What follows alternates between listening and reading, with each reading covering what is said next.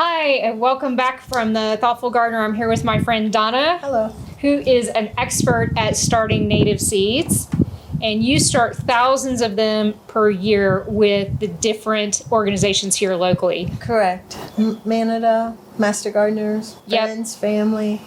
So I am a recipient both of buying, I think, a lot of plants in my native garden have probably been from Donna Starts, as well as you have been so gracious to gift us some too. So we really appreciate that. Thank you.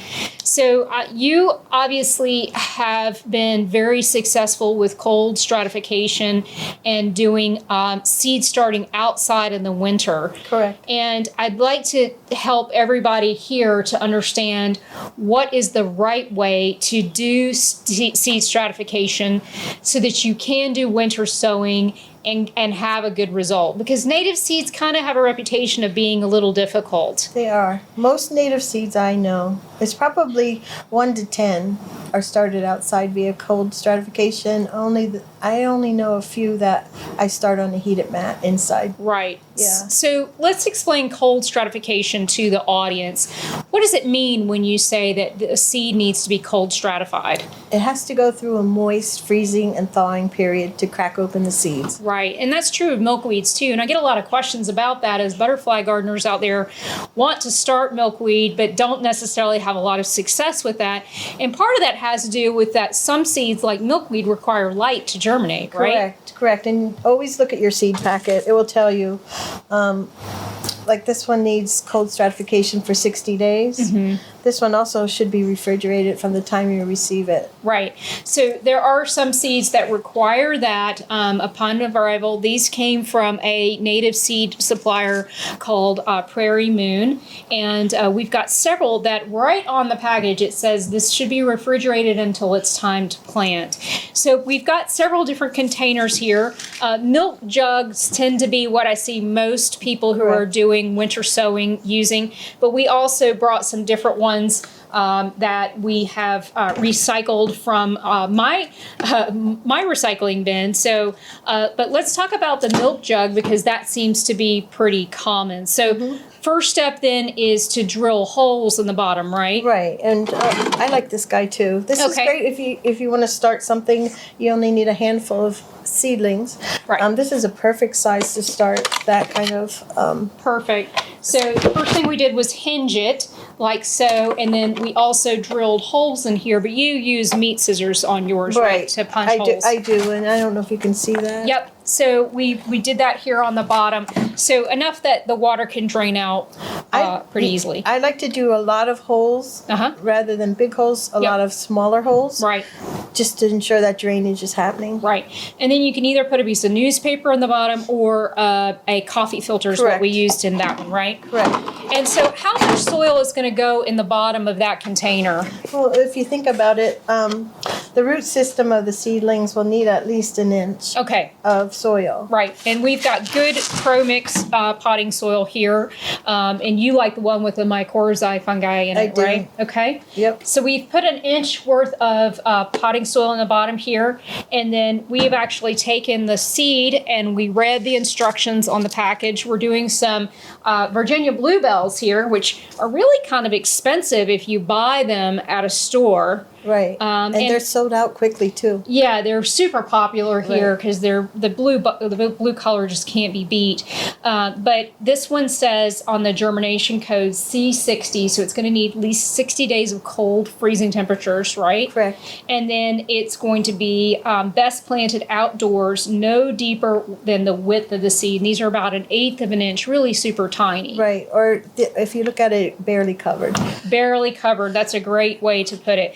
So we've planted the seeds in here. You said about 50 seeds for a typical milk carton? Right. If you think your germination rate's going to be about 80% and you want 30 plants, I usually put in about 50 seeds. Okay, great. Well, no one can have there's never too much things as too many bluebells, right? No. So one thing I wanted to point out was when it says C60, in Pennsylvania, that means you better start sowing by December because January and February are your coldest months. Yep. March, you might not always be below for freezing temperatures. Yeah. Good advice. So we've put just a sprinkling of the topsoil back on, or potting soil on top of those seeds. Now it's time to water, right? Correct. Okay, so I'm going to move these guys out of the way so they stay nice and dry while we do this. And I've got a handy dandy little coffee cup here to water them. So how wet do we want to let this get? You want to make sure that it's draining out the bottom. Okay. That soil mix is really particularly dry. Okay. And that's fine. Yeah. So we've got this pretty good and wet at this point. That's good. And then you just want to tap down the soil surface to make sure the seeds are intact. Okay, so good soil contact with the seed is really important when it comes to wildflower seeds. So she just sort of punched that down just a little tiny bit.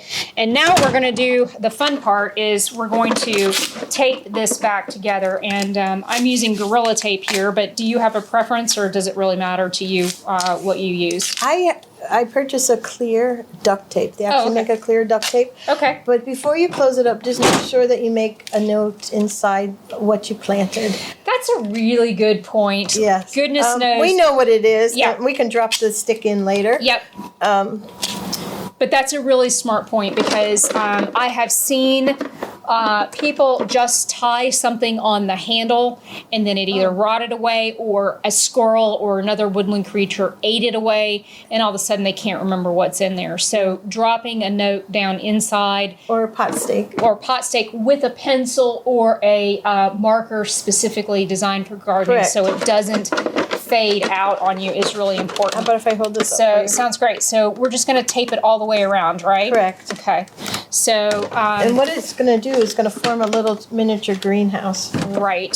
So that's what we're doing here all the way around, and then you're going to leave the top open, right? So it can Correct. get light and air. And moisture. Right. And then also, how long typically are you going to leave them, and do you put them in a protected area, or what's the status of that? I put them right out where the snow will fall on them. Okay. Yeah, you don't want to tuck them under an eaves. Right, because they would probably stay too dry at that Correct. point, right? And your Okay. seeds won't have that moist stratification they need. Okay. That's a really good point. I think I tucked some of mine last year underneath a shrub, and I don't think they got enough moisture. I actually put them right out in the snow. Yep. That's a great idea. So I will make sure that I do that this year, because I did not have a lot of success, which is why I called my friend Donna. Gardening is a lot about learning from your mistakes, right? You're not kidding. And even master gardeners make mistakes. We all make mistakes.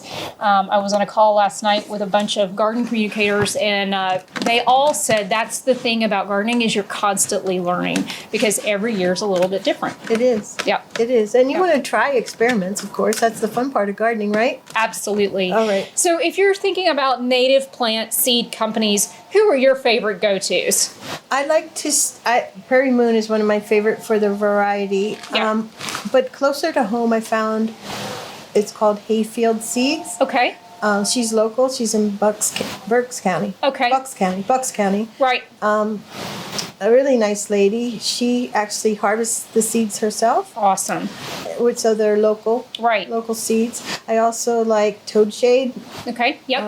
and I also Have you bought from Ernst as well? I do American Meadows. American Meadows, I've gotten some Yes. from. And then Strictly Medicinal. Okay. I buy my Bowman's root from them. Okay. Okay. The seeds for Bowman's root. So you bring up a really good point, which is you really want to try to buy seeds which are local to your area, within 100 miles, ideally. Right. So it's a really good thing to know is what's your seed source. Correct. Okay. Correct. Any other advice that you think that we should know about cold stratification and winter sowing? Yes, one thing. I store my seeds in a Tupperware container. Yeah, I do Inside too. my crisper drawer in the Yep. refrigerator. And they'll last much longer than if you leave them out on a shelf. Okay. Yep. Where the temperature fluctuates. Great point. So a lot of people that do a lot of seed starting do have their own refrigerator for their seeds. So if you are fancy, you could certainly do it that way.